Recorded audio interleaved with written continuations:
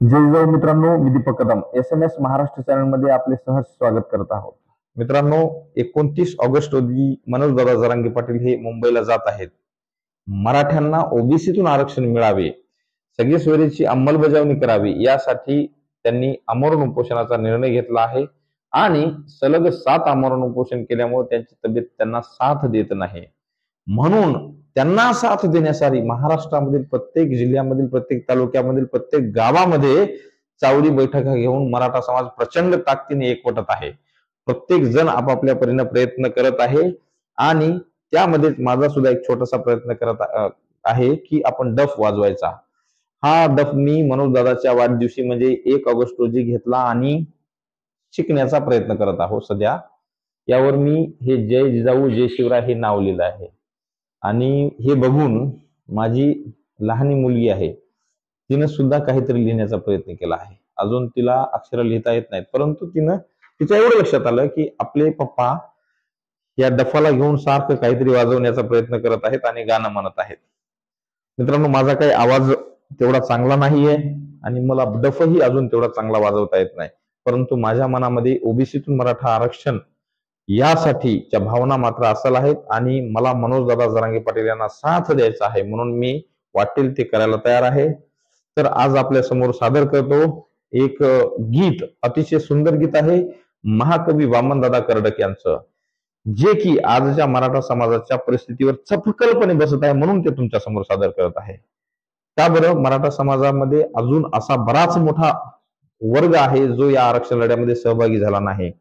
मग त्याच्यामध्ये काही राजकारणी असतील, काही उद्योगपती असतील, काही व्यावसायिक असतील, काही नोकरदार लोक असतील, तर काही बापाच्या जीवावर जगणारे ऐतखाऊ तरुण सुद्धा आहेत जे काहीच करत नाहीत.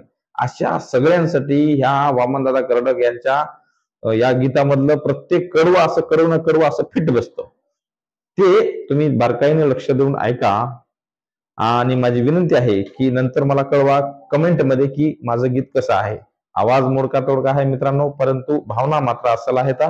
तुमच्या समोर सादर करतो गीत समाजाचं काय रगड्या, समाजाचं काय. तुझ्या हाती तूप आलं, तुझ्या हाती साय, तुझ्या हाती तूप आलं, तुझ्या हाती साय, पण समाजाचं काय रे गड्या, समाजाचं काय, समाजाचं काय रे गड्या, समाजाचं काय. तुझ्या हाती समाजाची हाय रे गड्या नाडी, तुझ्या हाती समाजाची हाय रे गड्या नाडी, राहायाला माडी तुला बसायाला गाडी, राहायाला माडी तुला बसायाला गाडी.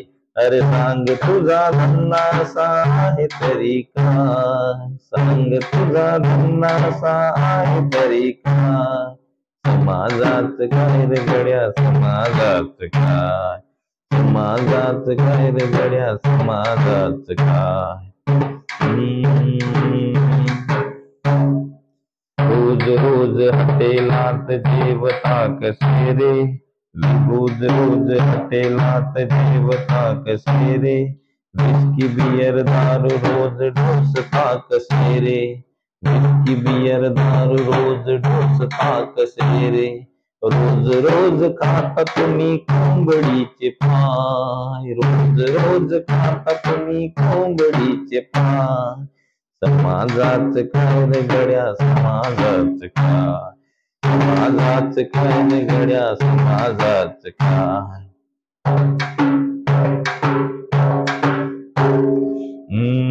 काम नाही नाम नाही सकाळी उठून, काम नाही नाम नाही सकाळी उठून, सुख तुला सार गड्या इतर कुठून, सुख तुला सार गड्या इतर कुठून.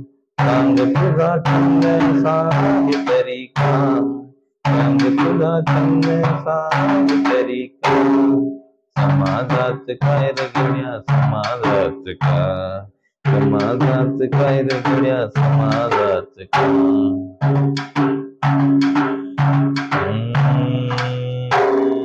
तुझ्याकडं तुझ्यासाठी सार काही हाय, तुझ्यासाठी सारे काही आहे ग, माझ्यासाठी तुझ्याकडं आहे तरी काय र, माझ्यासाठी तुझ्याकडं आहे तरी काय र, ते रोज म्हणला,